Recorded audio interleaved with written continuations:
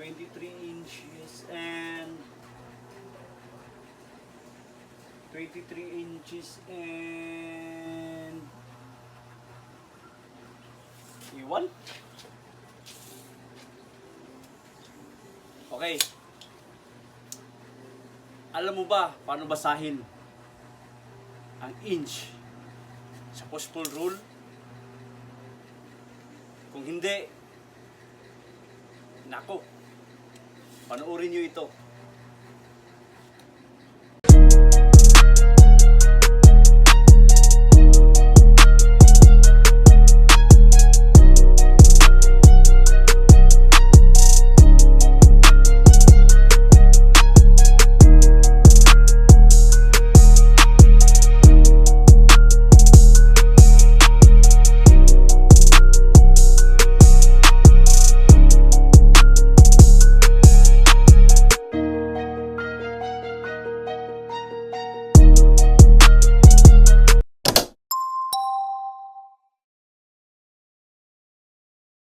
Mula dito hanggang dito, ito yung 1 inch. Okay? So, papalakihin na natin. Okay? Ang 1 inch ay mayroong 16 na guhit. 1, 2, 3, 4, 5, 6, 7, 8, 9, 10, 11, 12, 13, 14, 15, 16. Okay? Ang una, ang tawag nitong unang guhit nito ay 1/16. Gets?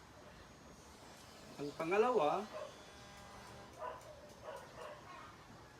ay 2/16 or 1/8.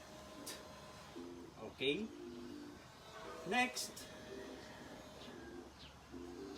ito namang pangatlo ay 3/16.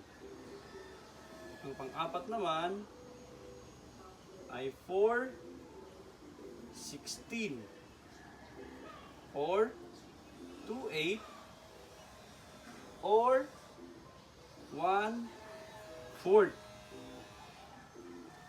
Okay? Ang panglima is 5/16. Ang pang-anim is 6/16 or 3/8.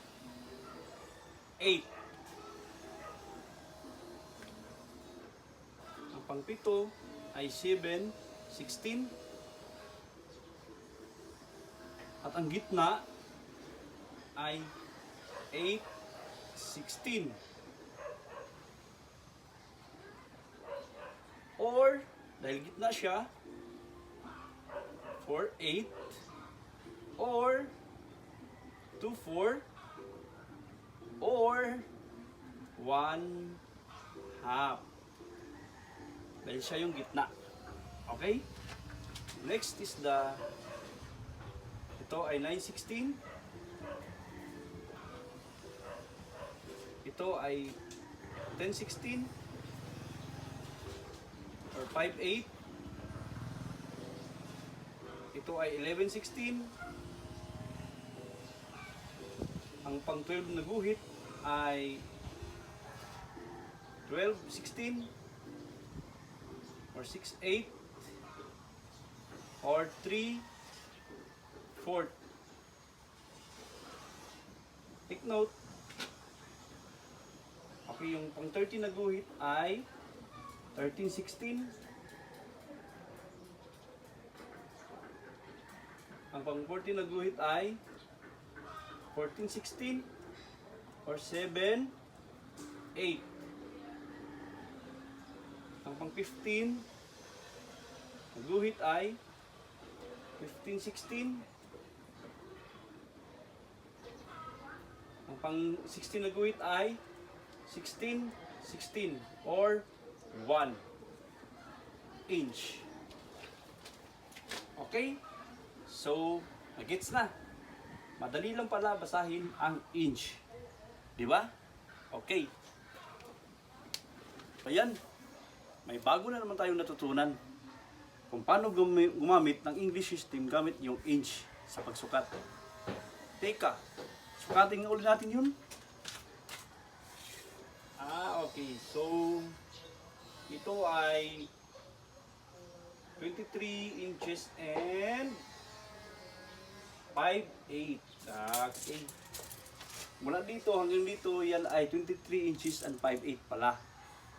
Okay, di ba? So, alam na. So, kayo mag-practice na rin, ha? Okay. Thank you pala sa mga bagong nag-subscribe sa aking YouTube channel, Skillmaster TV. Sa lahat ng hindi pa nakapag-subscribe, please subscribe na po kayo. Huwag nyo na pong patagalin, and pakipindot na rin po yung notification bell button for video updates, di ba? Lagi niyong tandaan, lagi kong sinasabi, pag skilled ka, master ka. Okay, so bye-bye!